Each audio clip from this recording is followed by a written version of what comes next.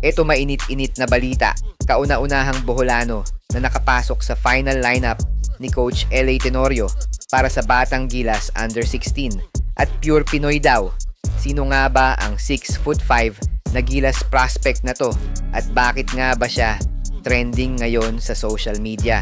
Pero bago yan, like and subscribe lang mga kabady para sa latest basketball news and highlights. Naipakilala na nga ang dalawang Nigerian na nakapasok sa Final 12 pero hindi rin nagpapahuli ang mga pure Pinoy sa listahan ni Coach Tenorio para sa Batang Gilas Under 16. Kabilang sa mga pinakabagong player ng Batang Gilas ang tubong Bohol na si John Raven Restificar.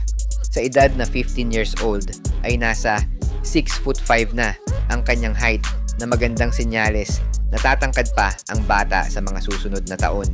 Isang high flyer at varsity player mula sa Perpetual Altas Junior si John Raven kung saan niya naipakita ang kanyang talento sa basketball kaya naman hindi na nakakapagtaka na mapili at maimbitahan ito ng Gilas Camp last month. Inaasahang magsisimula ang kampanya ng Batang Gilas this year para sa qualifier sa Mongolia at malaki ang expectation ng mga tao sa first-time head coach ng Batang Gilas na si Coach L.A. Tenorio.